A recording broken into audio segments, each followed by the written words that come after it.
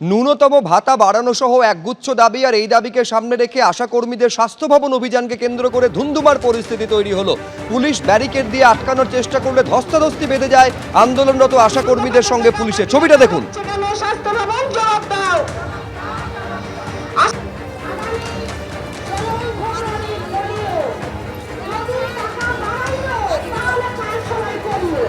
সরাসরি কথা বলবো আমাদের প্রতিনিধি ঝিলম করঞ্জাই এর সঙ্গে। ঝিলম, এই প্রথমবার নয়, আশা কর্মীরা এর আগে এই দাবিকে সামনে রেখে একাধিকবার তারা রাস্তায় নেমেছেন এবং তাদের দাবি প্রতিশ্রুতি পর্যন্ত সরকারের তরফে দেওয়া হয়েছে। আজকে আবার কেন তাহলে প্রয়োজন পড়লো একই দাবি নিয়ে স্বাস্থ্য ভবন অভিযান করার?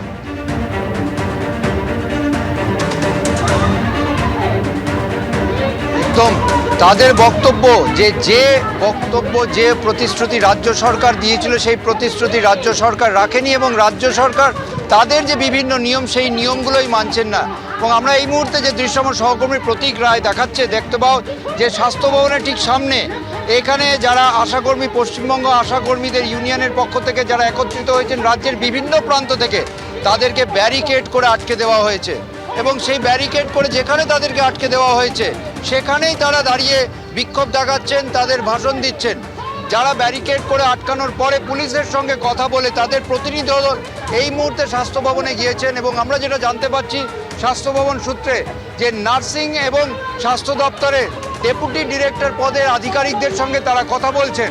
তাদের দাবি, এই ব্যানারে যে লেখা আছে দেখতে পাচ্ছ যে আশাকর্মীদের সরকারি স্বাস্থ্যকর্মীর যে স্বীকৃতি দিতে হবে, ফরম্যাট প্রক্রিয়া বাতিল করে ফিক্সড বেতন চালু করতে হবে, কেন্দ্রীয় সরকার রাজ্য সরকারের যে ভাতার যে তফাৎ আছে সেটাকে পূরণ করতে হবে, তাদের যে চাকরির নিশ্চয়তা সেটা দিতে হবে, ছুটি সহ বিভিন্ন যে সুবিধা আছে যে কোনো স্বাস্থ্যকর্মীর সেই বিষয়টা দিতে হবে, সর্বোপরি স্বাস্থ্যকর্মী হিসেবে তাদেরকে স্বীকৃতি দিতে হবে, লিখিত প্রতিশ্রুতি দিতে হবে। সেই দাবিতে তারা এই অবস্থান, বিক্ষোভ এবং ডেপুটেশন দেওয়ার যে কর্মসূচি সেটা চালিয়ে যাচ্ছে। বেশ ঝিলম, তুমি আমাদের এই ছবি দেখাতে থাকো। একদিকে যখন আশা কর্মীদের স্বাস্থ্য ভবন অভিযানকে কেন্দ্র করে ধুন্ধুমার পরিস্থিতি, তখন এই অন্যদিকে 2016 SLSTর যারা চাকরি প্রাপক, যারা শিক্ষক শিক্ষিকা, তাদের আচার্য সদন অভিযানকে কেন্দ্র করে রীতিমতন উত্তেজনা ছড়ালো। গতকাল আপনারা জানেন যোগ্য এবং অযোগ্য পৃথকীকরণের দাবিতে তারা পথে নেমেছিলেন, মুখ্যমন্ত্রীর হস্তক্ষেপ চেয়েছিলেন।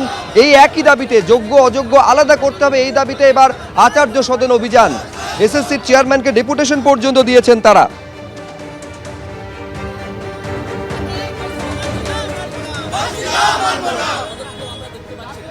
আমাদের নিয়োগ করতে